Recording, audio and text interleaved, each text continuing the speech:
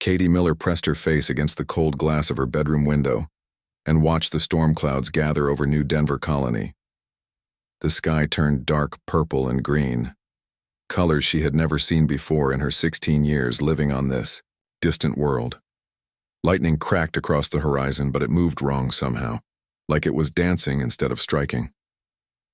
Her father, Jake Miller, was somewhere out there in his Defense Force ship, probably watching the same strange storm from orbit. He always told her that space weather could be unpredictable on the outer colonies, but this felt different. The air itself seemed to hum with energy that made her teeth ache. "Katie, get away from that window," her mother called from downstairs. "The weather service says this storm could damage the habitat domes." Katie sighed and pulled back from the glass. She grabbed her communication device from the desk and sent a quick message to her father. "Dad, this storm looks really weird. Are you seeing this from up there?" The reply came back almost immediately. "Stay inside, sweetheart. We're tracking some unusual energy readings. Just a freak storm. Love you." But Katie could hear the worry in his voice even through the text message. Her father never worried about normal storms. The lights in her room flickered as another wave of that strange lightning rolled across the sky. Katie walked to her desk and opened her homework, trying to focus on her colonial history assignment. She was writing about the early days when humans first arrived in this system, back when everything was new and dangerous. A sound made her look up. It was like music, but not quite. Like someone singing in a language she had never heard before. The sound seemed to come from everywhere and nowhere at once. Katie stood up and moved back to the window. The storm had changed again. Now the clouds were moving in perfect circles like someone was stirring them with a giant spoon. The singing sound grew louder. "Mom?" Katie called out, but got no answer. The house felt too quiet suddenly. She walked to the hallway and called again. "Mom, are you okay?" Still nothing. Katie felt her heart start to beat faster. She grabbed her comm device and tried to call her mother. The signal was dead. She tried her father. Nothing. Even the colony's emergency channel was silent. The singing sound was getting closer now. Katie could feel it in her bones, making her skin tingle. She ran back to her room and looked out the window again. Something was moving in the storm clouds, something huge and dark that blocked out the swirling colors. As Katie watched, the thing descended slowly through the clouds. It was not like any ship she had ever seen. It looked alive somehow, with smooth curves and surfaces that seemed to shift and change. The ship settled down in the field behind their house without making a sound. Katie could see lights moving along its surface, pulsing in rhythm with the strange music that filled the air. A door opened in the side of the ship, though Katie had not seen any door there before. Light spilled out, but it was not normal light. It was silver and blue and seemed to move like water. 3 figures walked out of the ship. They were tall, much taller than any human Katie had ever seen. Their skin was pale and seemed to glow with its own light. They moved with perfect grace, like they were floating instead of walking. Katie tried to step back from the window, but her feet would not move. The singing in the air was louder now, and it seemed to be coming from the 3 figures. One of them looked up at her window, and Katie saw its face. It was beautiful and terrible at the same time. The features were almost human, but too perfect, too smooth. Its eyes were large and silver, and when it looked at Katie, she felt like it was seeing right through her. The figure raised one long arm and pointed at Katie. The other 2 figures turned to look at her as well. All 3 began to sing together, and the sound filled Katie's head until she could not think of anything else. Katie felt her body moving without her control. She walked to her bedroom door, then down the hallway, then to the front door of the house. Her hand reached out and opened the door. The cool night air hit her face, but she could not feel it properly. Everything felt distant and dreamlike. She walked across the yard toward the strange ship. The 3 tall figures watched her approach. Up close, Katie could see that their skin was not just pale but almost transparent. She could see patterns of light moving underneath, like veins filled with starlight. One of the figures spoke, but not with words. The meaning appeared in Katie's mind directly. "You are the one we have been watching. You are different from the others of your kind. Katie wanted to run, wanted to scream, wanted to fight, but her body would not obey her. She could only walk forward as the figures led her toward their ship. "My father will come for me," she managed to say, forcing the words out through the strange music that clouded her thoughts. The figures made a sound that might have been laughter. "Your father is primitive. Your entire species is primitive. You are specimens for our research, nothing more." Katie felt anger rise in her chest, cutting through the musical haze for a moment. "We are not specimens. We are people." "You will learn otherwise," the figure replied as they reached the ship. Katie was led inside and the door closed behind her without a sound. The ship began to rise, leaving no trace in the field except some burnt grass and a fading echo of alien song. Above in orbit, Jake Miller was frantically trying to reach his daughter on the radio, staring down at the energy readings that showed something impossible had just happened on the surface. Something that would change everything for humanity. Among the stars, the three worlds of the Zephyrian home system burned like dying stars against the black of space. Admiral Carter stood on the bridge of Earth's fury and watched as human weapons turned an entire civilization to ash and memory. There was no joy in his heart, only cold satisfaction that justice was finally being served. "Admiral, we're receiving a transmission from the Zephyrian High Council," his communications officer reported. "They want to negotiate." Carter's expression did not change. "Put them through." The holographic display showed High Researcher Vextar, the same alien who had conducted experiments on Katie Miller. His pale skin looked gray now, and his silver eyes were wide with fear. Behind him, Carter could see other Zephyrians in what appeared to be some kind of underground bunker. "Admiral of the primitive species," Vextar began, his mental voice shaking. "We wish to discuss terms of surrender. We will return all remaining specimens and provide you with advanced technology in exchange for cessation of hostilities."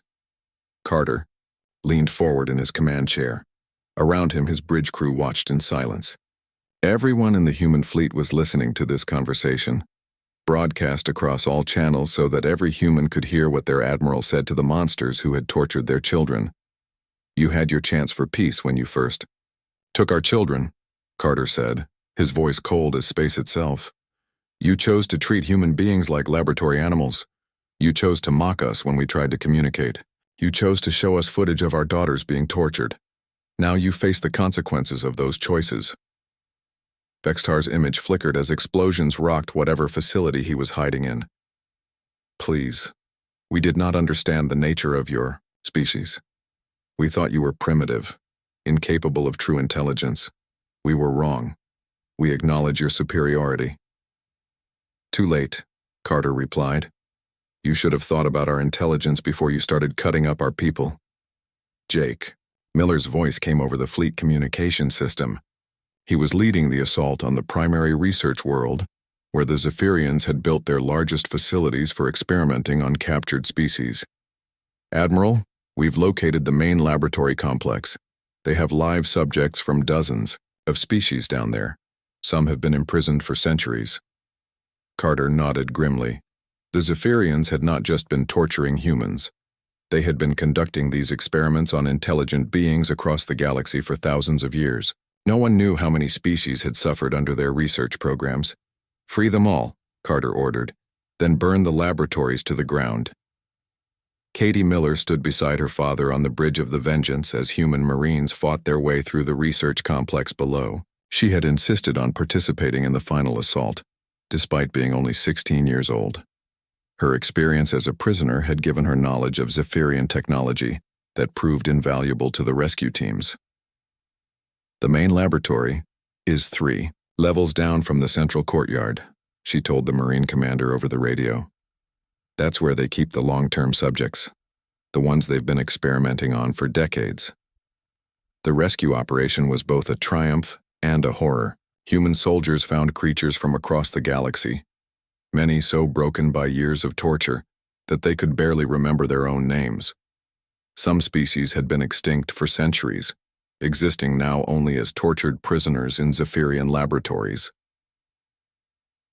Captain Rick Hayes led his team into the deepest level of the complex and found something that made him sick to his stomach. Thousands of preservation tanks filled with the bodies of experimental subjects, men, women, and children from dozens of worlds, all floating in chemical solutions like specimens in a museum. "My God," one of his soldiers whispered. "How many beings did they kill?" "Enough," Hayes replied, setting charges on the support pillars of the chamber. "More than enough." The explosions that destroyed the research complex could be seen from orbit. Centuries of accumulated knowledge about torture and experimentation vanished in flames and rubble. Hayes felt no regret as he watched the buildings collapse. Some knowledge was too evil to be allowed to exist. President Rodriguez addressed the galaxy from Earth as the final phase of the operation began. Human ships had hunted down every Zephyrian vessel they could find. The few that tried to surrender were destroyed anyway. Humanity was not interested in prisoners or mercy. "Let this be a lesson to any species watching these events," Rodriguez said, her words broadcast across every communication system in known space. "Humanity protects its own. We will travel to the ends of the galaxy to rescue our people. And, if you harm our children, we will burn your worlds until nothing remains but ash and regret." The message was received by dozens of alien civilizations. Most had never heard of humans before this week. Now they knew that a new power had emerged in the galaxy, one that would not tolerate threats to its people. The Zephyrian homeworld died last. Jake Miller personally commanded the final bombardment, thinking of his daughter and all the other children who had suffered in alien laboratories. The quantum torpedoes struck the planet's surface and triggered seismic events that tore the world. Apart, Katie watched from the observation deck of the Vengeance as the planet broke apart into glowing fragments. She felt no sadness for the beings dying below. They had chosen to be monsters, and monsters deserved to die. "Is it over?" she asked. Her father. "It's over," Jake replied, putting his arm around her shoulders. "They can't hurt anyone else now."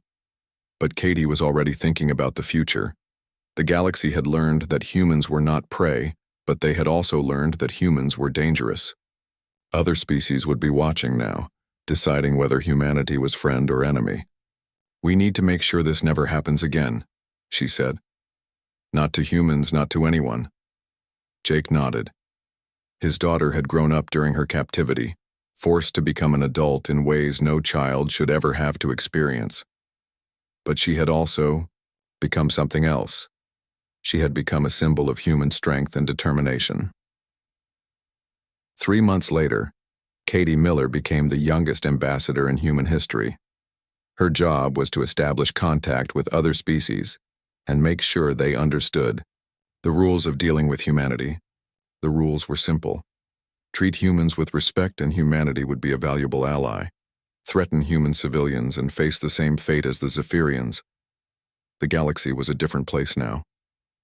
Humanity had announced its presence not with exploration or diplomacy, but with fire and fury. 3 worlds had burned to protect one human girl, and every alien civilization now knew that Earth's children were not to be touched. Katie often stood at her office window on Luna Station, looking out at the stars. Somewhere out there were species that might need humanity's protection. Somewhere out there were also species that might threaten humanity's people. Either way, she was ready for them. Humanity had learned that the galaxy was full of monsters, but they had also learned that humans could be more terrible than any monster when protecting their own. The Zephyrians had wanted to study human nature. In the end, they had learned everything they needed to know about what humans were capable of. They had learned it in the fire that consumed their worlds and the silence that followed their extinction. Humanity was no longer alone among the stars, but they were no longer innocent either. They had become something new, something that the galaxy would remember for generations to come. They had become the species that turned predators into ash and memory. The human warfleet dropped out of faster-than-light travel at the edge of the Vega system, like a pack of hungry wolves. 300 ships spread out in perfect formation, their weapons already charging for the attack. Admiral Carter stood on the bridge of his flagship Earth's Fury and watched the enemy installations appear on his tactical display. 12 research stations, 4 mobile fleets, and what looks like a command vessel, reported his tactical officer. All showing the same quantum signatures we've been tracking. Carter nodded grimly. 6 months of preparation had led to this moment. 6 months of building weapons, training crews, and planning the most important military operation in human history. The aliens had taken human children and treated them like laboratory animals. Now they would pay the price for that mistake. All ships, this is Admiral Carter. Begin Operation Burning Sky. Show them what happens when you hurt our families. The attack began simultaneously across 4-star systems. Human ships that had been waiting in dark space for weeks suddenly appeared around Zephyrian installations, their quantum disruption weapons tearing through alien shields like paper. The aliens had built their technology to be invisible and untouchable. They had never considered that someone might develop weapons specifically designed to counter their defenses. Jake Miller commanded the destroyer Vengeance as it led the assault on Research Station Gamma, where intelligence suggested the highest priority. Prisoners were being held. His ship's sensors had locked onto Katie's quantum signature 3 days ago, and nothing in the universe was going to stop him from reaching her. Target their shield generators first, Jake ordered his weapons officer. I want those defenses down in 30 seconds. The Vengeance's quantum torpedoes struck the research station's shield matrix and caused a cascade failure that lit up the entire structure like a Christmas tree. Secondary explosions rippled along the station's biomechanical hull as its own power systems turned against it.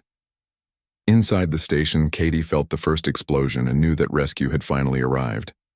She had been waiting in the ventilation shaft for hours, holding the biological weapon that Maria Santos had developed from samples of the ship's organic components.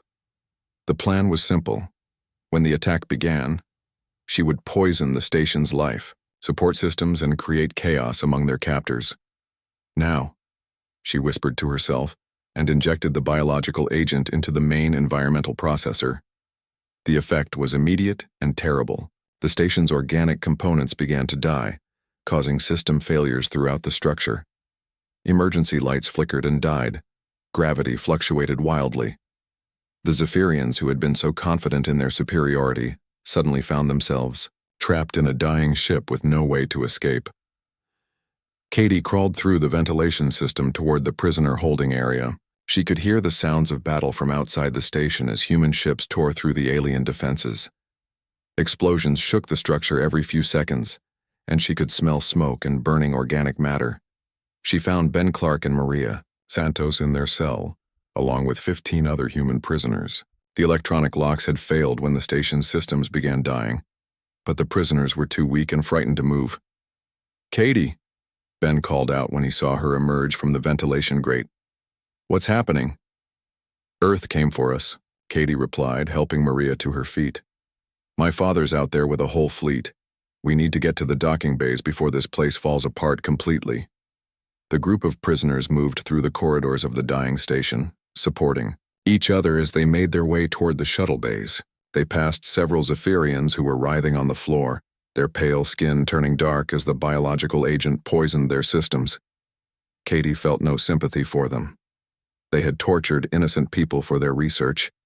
They deserved everything that was happening to them. The rescue teams found them 20 minutes later. Captain Rick Hayes led a squad of human Marines through the station's docking bay, their weapons ready for combat. When they saw the group of prisoners, several of the Marines had to wipe tears from their eyes. "Are you Katie Miller?" Hayes asked, approaching the girl who was clearly the leader of the group. "Yes, sir," Katie replied, standing as straight as she could despite her exhaustion. "My father is Jake Miller." "Is he here?" "He's commanding the ship that's covering our escape," Hayes answered. "Let's get you people out of here before this station completely falls apart." The evacuation was swift and efficient. The human prisoners were loaded onto rescue shuttles, while the Marine team secured the station and gathered intelligence about Zephyrian operations. What they found in the research laboratories made even the most hardened soldiers sick with rage. Thousands of specimens from dozens of different species were stored in the station's research facilities. Most were dead, preserved in tanks for study. But there were also live subjects, creatures from across the galaxy who had been captured and experimented on for years or even decades. The evidence was overwhelming and horrifying. The Zephyrians had been conducting these experiments for centuries, treating intelligent beings like disposable test subjects. They had detailed records of their work, including files on over 2,000 humans who had been taken from various colonies.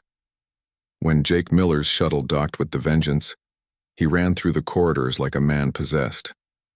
He found Katie, in the medical bay, being treated for malnutrition and the various procedures the aliens had performed on her.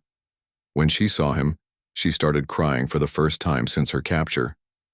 "I knew you would come," she said as he held her close. "I knew you wouldn't give up on me. Never," Jake replied, his own eyes filled with tears. "I will never give up on you." But the reunion was brief. Admiral Carter's voice came over the ship's communication system with new orders that made everyone's blood run cold. "All ships, this is Admiral Carter. Intelligence teams have finished analyzing the captured Zephyrian records. We now have confirmation that over 2,000 humans have been taken over the past 5 years. Most are confirmed dead. Repeat, most are confirmed dead." The news hit the human fleet like a physical blow. 2,000 people, men, women, and children taken from their families and tortured to death in the name of alien science. The rage that had driven humanity to this point suddenly became something much darker and more terrible. "New orders," Carter continued. "We are no longer conducting a rescue operation. We are conducting an extermination. Find every Zephyrian ship, station, and world. Burn them all." Katie looked up at her father and saw something in his eyes that frightened her. It was the same look she had seen in her own reflection during the worst moments of her captivity. It was the look of someone who had seen too much evil and decided that mercy was no longer an option. "What happens now?" she asked quietly. Jake looked out at the stars, where human ships were already hunting down fleeing Zephyrian vessels. "Now we make sure this never happens again to anyone." The war had begun in earnest, and humanity was no longer interested in taking prisoners. Jake Miller stared at the empty field behind his house where the grass was burned in a perfect circle. 3 days had passed since Katie disappeared, and the colonial authorities had already given up their search. They said she was caught in the storm and her body would turn up eventually. Jake knew they were wrong. The energy readings from his ship's sensors told a different story. Something had landed in that field, something that did not belong to any human technology. The quantum signature was unlike anything in their databases. Jake had sent the data to every scientist he knew, but most of them dismissed it as storm interference. Dr. Lisa Park was different. She arrived at Jake's house on the 4th day with a case full of scanning equipment and a grim expression on her face. "The energy patterns are definitely artificial," she said, running her scanner over the burned grass. "This was made by a propulsion system I've never seen before. The molecular structure of the soil has been altered at the quantum level." Jake felt his hands shake as he watched her work. "So something was here. Something took my daughter." "Yes." Lisa looked up at him with serious eyes. "Something with technology far beyond ours. The question is, what do we do about it?" That same day, Commander Amy Roberts landed at New Denver Colony with a team from Earth's Special Operations Division. She had been tracking unusual disappearances across the outer colonies for months, but no one had believed her reports. Katie's case was different because Jake had sensor data to back up his claims. "We have 17 confirmed disappearances in the last 6 months, Amy told Jake and Lisa as they sat in the colony's command center. All during unusual weather events, all with similar energy signatures at the disappearance sites. Danny Kim, Amy's technical specialist, pulled up a holographic display showing the pattern of disappearances across human space. They're being systematic about it, hitting remote colonies, taking 1 or 2 people at a time, always during storms that block normal sensor readings. Jake studied the display with growing anger. "You're telling me that aliens have been kidnapping humans for months and nobody noticed?" "Their technology is incredibly advanced," Danny explained. "They can create false weather patterns, cloak their ships, and operate without being detected by our normal sensors. If Dr. Park hadn't developed new scanning methods, we still wouldn't know what was happening." Lisa had been working day and night since Katie's disappearance, trying to understand the alien technology. Her breakthrough came when she realized that the aliens were using quantum entanglement in ways humans had never imagined. Every human has a unique quantum signature, she explained to the group. It's like a fingerprint that exists at the subatomic level. Katie's communication device was quantum linked to our network when she was taken. If she still has it, we might be able to track the signal. The process was incredibly difficult. Lisa had to modify the colony's entire communication array to detect quantum entanglement across interstellar distances. It took 2 weeks of constant work, but finally she found something. There, she said, pointing at a faint signal on her screen. It's weak, but it's definitely Katie's device. The signal is coming from somewhere in the Vega system. Jake felt hope surge in his chest for the first time since Katie disappeared. How far is that? 47 light years, Danny answered. Even with our fastest ships, it would take months to get there. Amy was already making plans. We need to contact Earth immediately. This is bigger than just a few missing colonists. If there are aliens out there kidnapping humans, the government needs to know. The message to Earth caused chaos in the halls of power. President Elena Rodriguez called an emergency session of the World Council. For the first time in decades, every nation and colony put aside their differences to face a common threat. Admiral John Carter was put in charge of the response. He was a career military man who had spent his life preparing for threats that might come from space. He had never imagined the first contact would come in the form of kidnapping. We need more information before we can act, Carter told the assembled council leaders. We're dealing with a species that has technology centuries ahead of ours. Any military response has to be carefully planned. While the politicians argued about what to do, Katie was fighting for her life 47 light years away. The alien ship was unlike anything she had ever imagined. The walls seemed to be alive, pulsing with organic light. The air tasted strange and made her feel dizzy. Her captors called themselves the Zephyrians. They were tall and graceful, with pale skin that glowed in the dim light of their ship. They spoke to each other in musical tones that hurt Katie's ears. When they spoke to her, they used a device that translated their thoughts directly into her mind. You are an interesting specimen, the leader told her during one of their sessions. His name was something like Vextar, though Katie could not pronounce it properly. Your species shows unusual resistance to our methods. Katie was strapped to a table while they ran tests on her blood and tissue samples. The restraints were made of some material that adjusted to her movements, making escape impossible. But Katie never stopped trying. Why are you doing this to us? She asked. You are primitive beings, Vextar replied without emotion. We study primitive species to understand how intelligence develops. Your reactions provide valuable data. We're not primitive, Katie said angrily. We're people. We have families and dreams and feelings. Vextar made a sound that might have been amusement. All species believe they are special. You will learn, otherwise. But Katie noticed something the aliens did not expect. She was learning their language, picking up words and phrases from their conversations. Her mind seemed to adapt to their thought patterns faster than they anticipated. She began to understand that they had been doing this for a very long time, to many different species across the galaxy. She also learned that she was not alone on the ship. There were other humans, taken from different colonies. Ben Clark was an engineer from Mars Colony. Maria Santos was a biologist from Europa Station. There were others, but some had been on the ship so long that they barely remembered their names. We have to find a way out of here, Katie whispered to Ben during one of the brief moments when the aliens left them alone. There is no way out, Ben replied sadly. I've been here for 8 months. These things are too advanced. Their technology is like magic. But Katie refused to give up hope. Somewhere out there, her father was looking for her. She knew he would never stop searching. And if there was one thing she had learned about humans, it was that they never gave up when someone they loved was in danger. She just had to stay alive long enough for them to find her. The message from the Zephyrians arrived on a Tuesday morning and changed everything for humanity. Admiral Carter was drinking his coffee in his office on Luna Station when the communication came through every human receiver in the galaxy at once. Thei. Transmission showed Katie Miller strapped to a metal table, while tall, pale figures stood around her with strange instruments.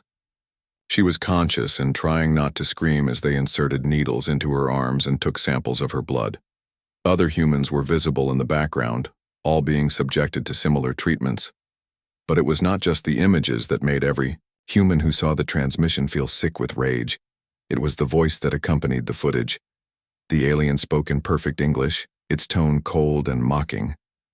"Primitive species of Sol system, we have collected specimens of your kind for our research. Do not attempt to interfere with our work. Your technology is insufficient to threaten us. These specimens will serve a greater purpose in advancing scientific knowledge. We thank you for your contribution to the galaxy." The transmission ended with footage of Katie looking directly into the camera, her face bruised, but her eyes still defiant.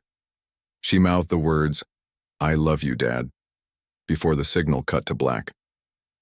Jake Miller watched the transmission from his quarters on New Denver Colony and felt something break inside his chest. Not break with sadness, but break with fury so pure and hot that it burned away every other feeling he had ever known. His little girl was being tortured by creatures who thought humans were nothing more than lab rats. Within hours, the transmission had been seen by every human in the galaxy.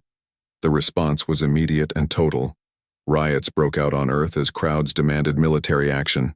Colony governors called emergency sessions. Even the most peaceful human settlements began organizing militias. President Rodriguez called another emergency session of the World Council, but this time there was no debate.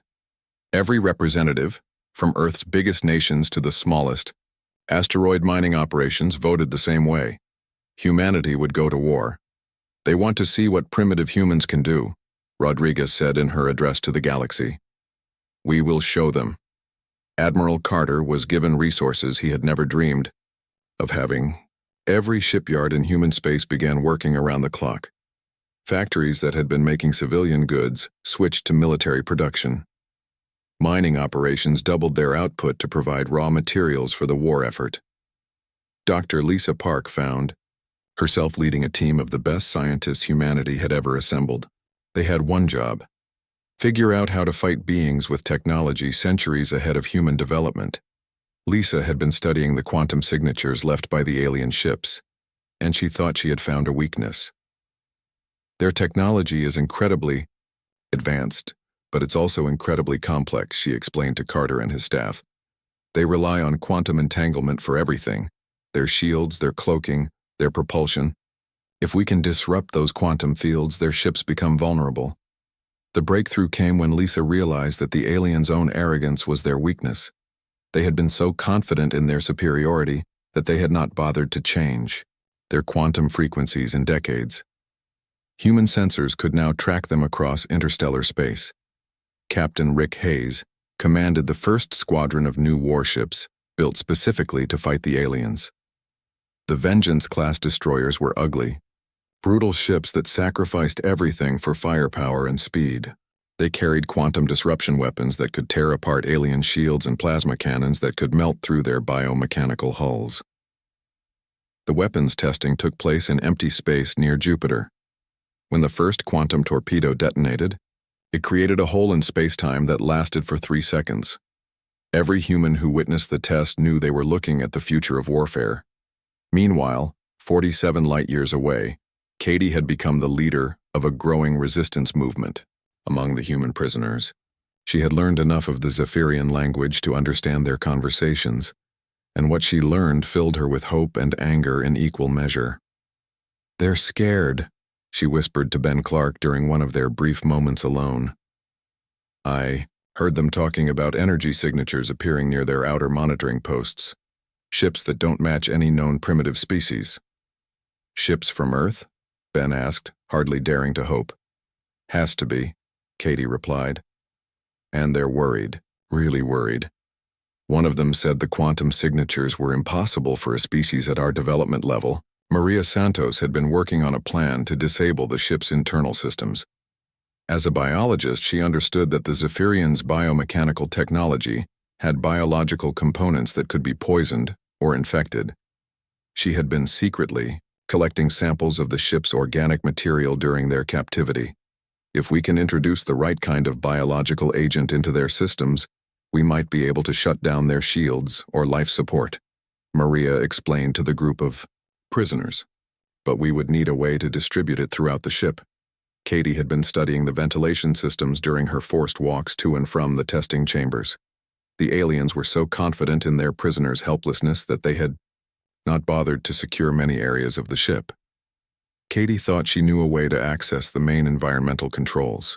The plan was dangerous and would probably get them all killed if they were caught. But Katie was tired of being a victim. She was tired of watching her fellow humans suffer while their captors treated them like animals. Most of all, she was tired of waiting for rescue. My father always told me that humans don't give up, she said to the group of prisoners gathered in their holding area. He said that when someone hurts our family, we make them pay for it. I think he's coming for us, but I also think we need to help him when he gets here. High researcher Vextar noticed the changes in his human specimens but dismissed them as irrelevant.